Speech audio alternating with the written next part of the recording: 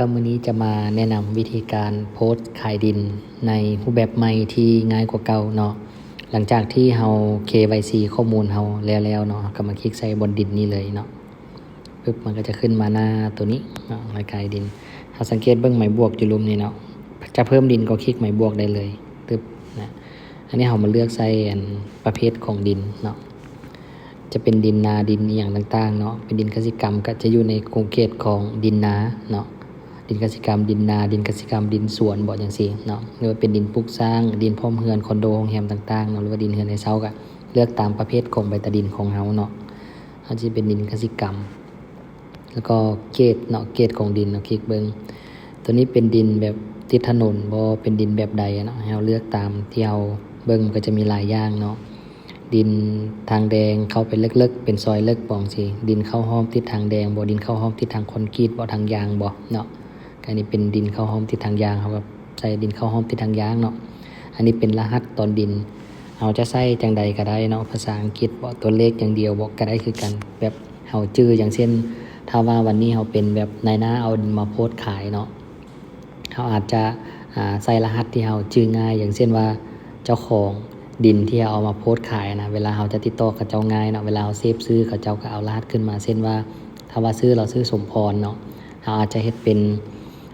SP บอกมาตอนที่1กับ01บอกจังซี่ก็ได้เช่นเดียวกันเนาะแล้วก็ตามด้วยซื้อของเขาเบอร์โทรของเขาของเจ้าของดินนั้นเวลาคนมาซื้อมาขายผ่านแอปแบบนี้เราก็ยังสามารถติดต่อหาเจ้าของกับเจ้าว่าโอดินนี้ถึกมีคนมาซื้อมาจองแล้วเราก็ไปพัวพันนำเจ้าของเพื่อในการทำเอกสารโอนใบตาดินให้กับคนมาซื้อนะเนาะ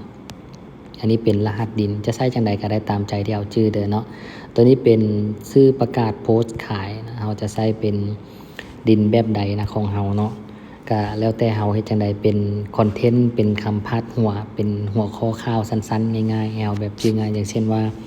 ตัวนี้เอาใจว่าเป็นดินในตัวเมืองก็ได้เนาะตัวเมืองสมมุติเนาะดินในตัวเมืองเขตดงโดกจังซี่ก็ได้เช่นเดียวกันเนาะ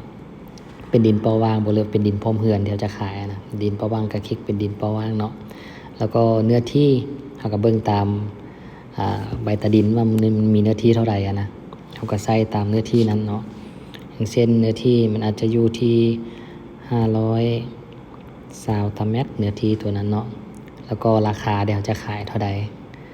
เขาจะขายอยู่ที่1,500 ล้านเนาะมันก็จะขึ้นเป็นเม็ดกะเลประมาณเม็ดกะเล2,800,000เนาะเขาจะขายตัวนี้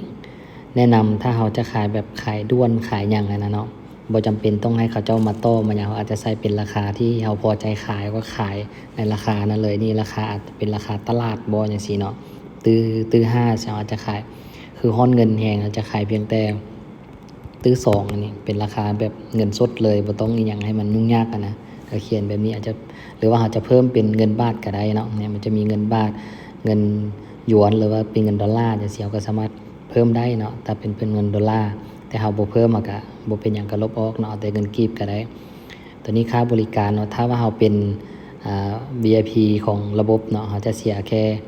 ก็เป็น 3% คือกันเพราะมันแม็กอยู่ 3% แต่ทางระบบจะคืนเงินให้เฮาอีก 2% แล้วก็ยังมีโบนัสทางโรงแรมทางที่พักต่างๆโอ้หลายอย่างเลยถ้าว่าเป็น VIP นะเนาะอันนี้เป็นแบบเจ้าของขายเองก็มีค่าบริการให้กับทางระบบอันนี้ 3% เนาะแต่ถ้าว่าเฮาสมัครเป็น VIP ก็จะบ่ได้เสียถึง 3% อันนี้เลือกแข่งที่เฮาอยู่เนาะอันนี้คือเฮาดินดงโดกแน่นอนก็นครหลวงเวียงจันทน์เมืองก็จะเป็นเมืองไสธานีเนาะถ้าเฮาอยู่แข่งใดเมืองใดมันก็จะขึ้นในเฮาเบิ่งเนาะอันนี้เป็นบ้านดงโดกเนาะแล้วก็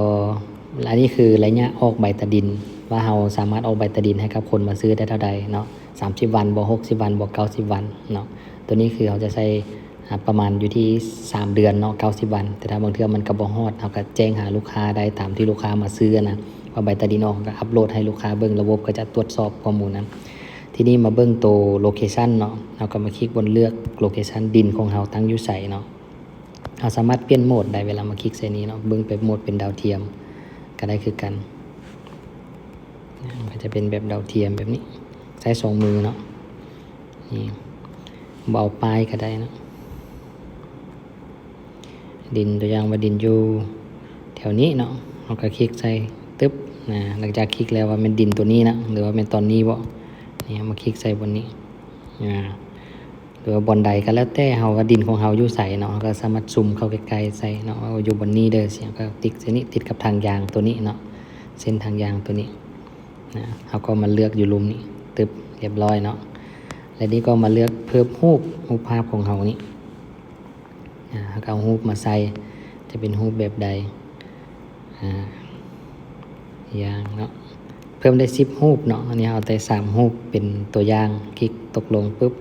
รอให้มันดาวน์โหลดเนาะเมื่อมันดาวน์โหลดเสร็จแล้วก็เลื่อนตัวนี้เป็นลิงก์ YouTube ที่เราอาจจะอัดเป็นวิดีโอบออย่างต่างๆแบบนี้เนาะแล้วก็อัพลงใน YouTube เราก็สามารถเอาลิงก์ของ YouTube มาวางไว้นี่ได้แล้วเวลาคนเขาจะมาเบิ่งเขาจะเห็นเป็นรูปภาพนี้ได้แล้วก็จะมีเห็นเป็นวิดีโอได้แต่ถ้าเราบ่มีวิดีโอบ่ได้อัดก็บ่เป็นหยังบ่ใส่ก็ได้เนาะบ่ได้บังคับแล้วก็ตัวรูปนี้เป็นคำอธิบายเพิ่มเติมเขาจะเขียนอย่างซั่นก็ได้เนาะเป็นแบบว่าสมมุติว่าใบกระดินขอบทองพร้อมโอนเด้อเนาะรายละเอียดสอบถามได้เนาะสอบถามได้เนี่ยหรือว่าจะเขียนแบบหลายๆอย่างลงไปนี่ก็ได้รายละเอียดของดินที่เพิ่มเติมใส่อย่างเช่นว่าขนาดเท่าใดคูณเท่าใดสินะเนาะหลังจากนั้นเราก็กดตัวอย่างคือไม้บวกตัวนี้เราอยากเพิ่มเป็นตัวนี้มันเป็นภาษาลาวเนาะอยากเพิ่มเป็นหลายภาษานะภาษาอังกฤษได้ภาษาไทยได้ภาษาจีนได้ก็ได้เช่นเดียวกันเนาะอาจจะใช้ภาษาอังกฤษเพิ่มแล้วก็ไปใช้ภาษาอังกฤษ copy ตัวนี้เนาะแล้วก็ไปแปลอยู่ในChatGPT บ่เนาะที่มันแปลแบบถูกต้องนะก็มาวางใส่นี่เนาะแต่ถ้าเราบ่ต้องการละภาษาเราก็ลบออกก็ได้เนาะนี่เราก็กดบันทึกเมื่อกดบันทึกปุ๊บก็ถือว่าสำเร็จในการโพสต์ขายดินของเราเนาะอันนี้เป็นวิธีในการโพสต์ขายดิน